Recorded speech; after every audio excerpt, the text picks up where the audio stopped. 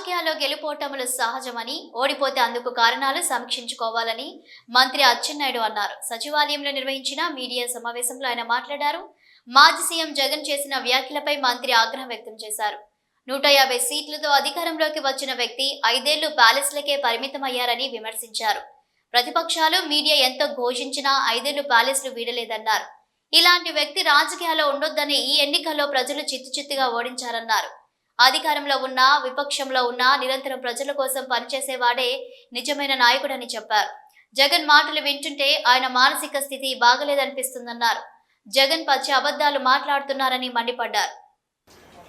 నిజమైనటువంటి ప్రజానాయకుడని చెప్పి మనందరికి కూడా తెలుసు. గత 5 సంవత్సరాలు హ్యూజ్ మ్యాండేట్ వచ్చింది. 151 స్థానాలతో ఒక వ్యక్తి ఈ రాష్ట్రానికి ముఖ్యమంత్రి అయ్యాడు.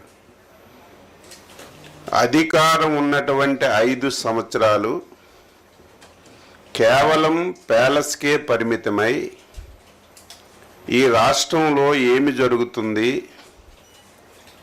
ప్రజలు ఏ ఇబ్బందులు పడుతున్నారు,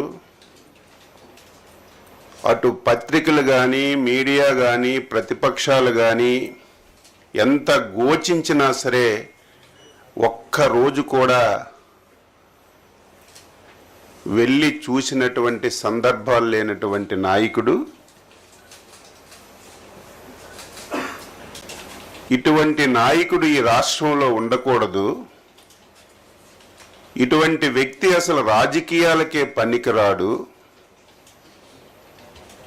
అని చెప్పి 5 కోట్ల మంది తెలుగు ప్రజలు మొన్న జరిగినటువంటి ఎన్నికల్లో చిత్తుగా ఓడించి ఇంటికి పంపించిన విషయాన్ని ఒక్కసారి గుర్తు చేస్తున్నాను.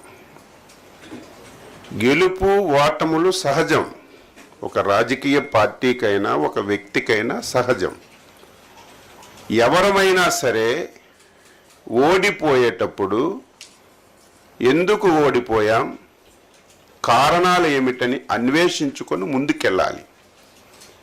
కానీ ఈరోజు ఆ వ్యక్తి పరిస్థితి చూస్తుంటే, మాటలు వింటుంటే ఆ వ్యక్తి పూర్తిగా స్థితి పూర్తిగా లేనటువంటి వ్యక్తిగా మాట్లాడుతున్నాడు. 8 మాసాల్లో చంద్రబాబు నాయుడు గారు వ్యవసాయ శాఖని ఏమీ చెయ్యలేదు. రైతు దీనావస్థలో ఉన్నాడు. పంటలకి గిట్టుబాటు రావడం లేదని చెప్పి ఈరోజు పచ్చి అబద్ధాలు మాట్లాడుతున్నటువంటి వ్యక్తికి నేను ప్రెస్ మీట్ పెట్టి సమాధానం చెప్పలేనటువంటి అవసరం ఉన్నా సరే